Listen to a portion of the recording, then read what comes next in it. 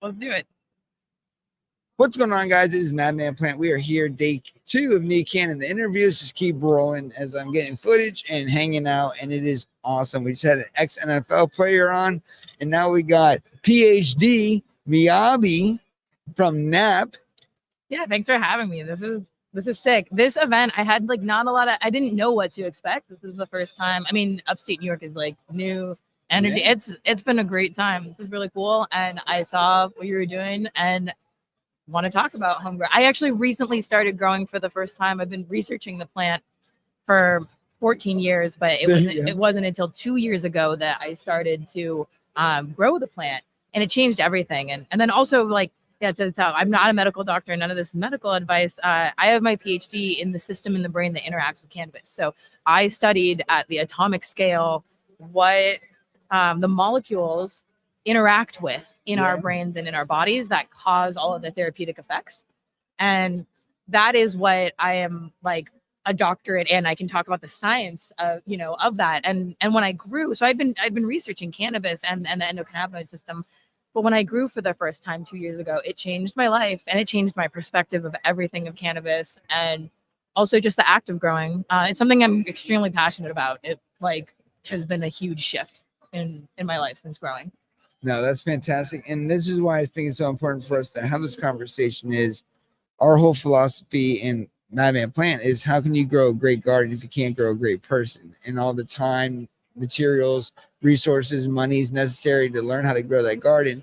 You're not going to invest in yourself. And one thing we specialize in is, having those hard conversations about incest, rape, PTSD, people who have been shot in the back of the head. And it's cool to be able to sit here with you during this conversation and talk about what I'm experiencing. And that's what I'm really looking to do is connect with people on a higher level of education and say, okay, well, I'm talking to all these people who are leaving addiction because of cannabis, and they're choosing life over a drug now that controlled their life. How do we explain that? And now you're here to help kind of put a message to that and say, what that is. So why are we seeing people stepping away from addiction? Why are people in trauma coming to cannabis? How on the scientific level are we looking at that? I think that, and this is just like my opinion on the theory, right? And my opinion on the theory of it is that our bodies are highly inflammatory and our lifestyles now in a modern time, from our diets to the stress, to the PTSD and the trauma, and to all of the other factors. But that's stressful enough on its own for everyone. That's every human that's existing right now. We have high inflammatory lifestyles. That's part of why the health issues are sort of snowballing from there, like autoimmune issues and stuff. And that for a smaller population within that of people with PTSD, with TBI, people who have chronic pain, fibromyalgia, people who have seizures, like for a small population of people, and it seems to be like daily consumers are like 5% or so. For that population, for those of us that fall under that category, our brains are extra overstimulated. Our brains are extra sensitive. And that manifests its way in a bunch of different things. There's a lot of different ways with which that can cause a negative effect on your body. Chronic pain is definitely one of the easiest ones how sometimes chronic pain, not sometimes, but often it is related to your mental state at the time. That makes sense. And that cannabis is something that if you look at the molecular mechanism, the simplest way to break it down is that the endocannabinoid system is something that controls the overactivity of other systems. It will control when the brain or the body is signaling too much. It will decrease that. Now, sometimes you'll say things like, that's why cannabis makes you stupid because it slows you down or whatever. And it's like, you know what? That's true for some people. That's true for some populations. But for other people, that decrease in activity, that decrease in inflammation, that decrease of overstimulation, that will lead to things like not having night terrors, having less chronic pain, not having as many background thoughts. Perseveration is something I really struggle with. Perseveration is where you can't give up on a thought. I don't know if that's the right way of describing it. Do you know what I'm talking about? It's like a thought will be stuck in your head. Not necessarily a good one either. Sometimes it's benign. Yeah, like for instance, like you're driving down the road and somebody cuts you off, and now you're thinking about that guy cutting you off for a day and a half, 2 days now. Why are you thinking about it so much when like he hasn't thought about it, and then now his negative energy is affecting you? But perseveration is when it's not just like, oh, let it go. Other people For some people out there in the world, they could just like be like, that's not important, and they let it go and they don't perseverate on it. And for me, cannabis has really helped with perseveration. Like there's a lot of different and the anger. I'm glad you brought up the driving and the anger component of it. That's where I think, like, in a situation where would somebody not be able to let something go? Yeah. Oh, somebody cut me off in traffic. I can easily, even myself, can see myself getting tied up for a minute. Oh, screw that guy. I'm so like that. I grew up around LA and LA traffic, and like and traffic here, like where I live in Greater Boston, also like it's like I feel that. I understand that versus just being like, it's good. He must be having a hard day. Yeah. Like, you know, be able to look at it being like, he must have been really late for something really important. I'm going to choose to think that. Yeah. Because I've also done that. I've cut people off. Like, I've also just like, I don't know. It's not where none of us are perfect. And I think like the perspective shift that cannabis can bring from just decreasing that overstimulation is something that it crosses a lot of different positive therapeutic effects. So you were speaking here at NECANN. Talk about what you were speaking about. So we were speaking about stoners and daily consumers as subject matter experts, specifically in cannabis. And that when it comes to cannabis, the lived experience and the knowledge that we gain as a community, just also by being, you know, when you're a daily consumer, eventually, and daily consumers are daily consuming for a reason.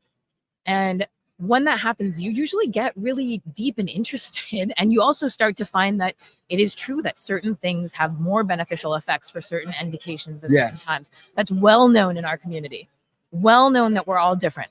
Well known, like our community knowledge is like so surpassing what exists in standard medical care. Yeah. In standard systems of pharmaceutical drug discovery, in standard healthcare, in therapy, in everything. And like it's getting better, which is really, really great. But one of the things that we were speaking to at NECANN yesterday was that we need to value that lived experience as subject matter expertise. It is. The industry needs to value it, because that is ultimately the people who understand quality, is people who have the most exposure to the most products. Yep. People who understand eventually intimately what does and doesn't work. And then oftentimes people who are so passionate about it that they dedicate their lives to it. And the industry has a significant component, like a significant percentage of us are daily consumers. Yeah.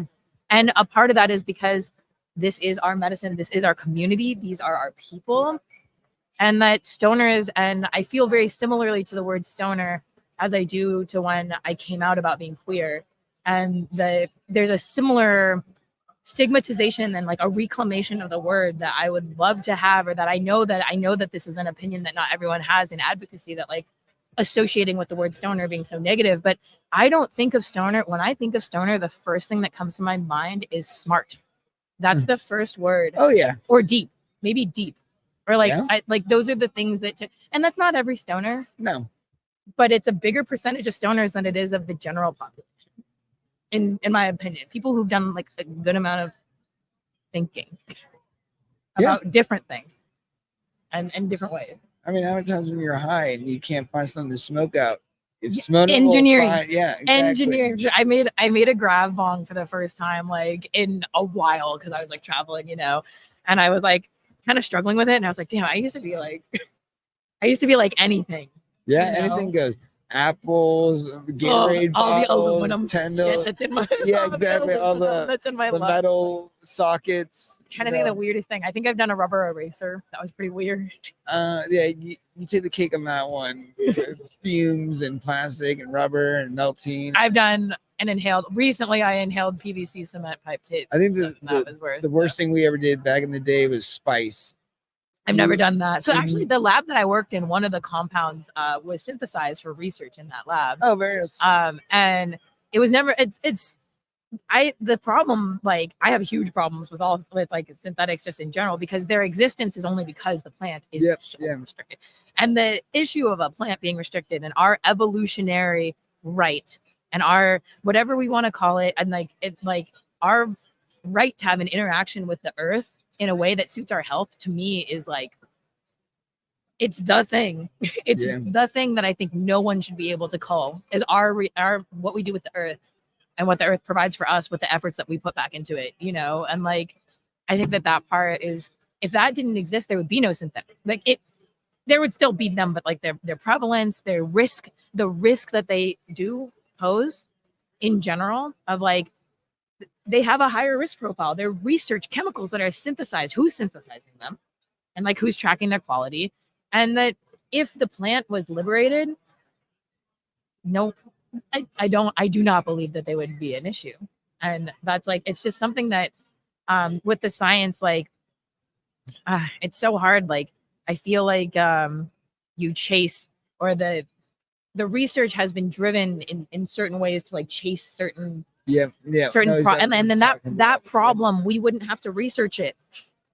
We could spend the money that we're spending right now researching the risks and public health of all of these things, even the other synthetics too, like the money that we're spending on doing the research to risk assess that, control it, to regulate it, all of that could go towards money spent understanding cannabis as medicine better from a positive light. And all of that could be money spent on investigating our community and making sure that the knowledge that we have and that we've been building and that we have been forced to keep as oral tradition underground, that knowledge needs to not go away. It needs to be valued, and it needs to be part of the evolution of where we research it medically, because we know the most about the medical effects. We are the people getting the medical effects. Like this is saving our lives, and we know what the alternative looks like. And it's not what they think it is, you know? No, I definitely agree. I need to get you on the 2-hour session. So we're definitely going to have to get you set up so we can really dive into this, because your mind is awesome. The energy that you distribute is just phenomenal. And that's what we need. We need highly engaged, passionate people who really feel, vibe, and need this, because it sets the precedent for what's in the future. And when we can create an understanding, and that's one thing I said about doing the groundwork, having the conversations, and then finding people like you who can say, this is what you're experiencing, and this is what the stories are all adding up to. And this proves what you're seeing on your side, and then what I'm seeing on just the podcast side. It's statistically there in the data that they already took. So before the end of the year, we're going to release a white paper, and I'd love to send it your way. Actually, we could do it on that. Yeah, let's do it. Because we basically, our nonprofit has reanalyzed government data. And it's just, we're looking at it in a different way than the way that they analyze it, because data is data, and the data needs to be interpreted and turned into pictures. Then we can talk about it. And that interpretation always has bias. So we're just reanalyzing data that already exists that the federal government took. And I love it. And yes, there's some interesting stuff. So I'd love to get into it. Like, well, guys, how do we find and support you? So I'm just my name, Miyabe PhD, on most of my socials. Our nonprofit is called the Network for Applied Pharmacognosy. I'm gonna have to text it to you, and then you could drop it in the description, because pharmacognosy is the predecessor of pharmaceuticals. It's the first study of natural medicines, usually crude. So when you're smoking flower, which is most medical consumers' favorite preferred method, you're consuming a crude medicine. Nice. And pharmacognosy is the study of pharma, the medicine, and cogni is understanding. So it's just understanding the medicine. But I'll send it to you because it's a tough one to spell. No, that's amazing. So, thank you so much for being here. And thank you for speaking today. You bring a lot of value to the community, and we can all learn something from you. So you're amazing. Thanks so much. Awesome, guys. We have more podcasts coming your way. Stay tuned. This day is only heating up. Bye-bye.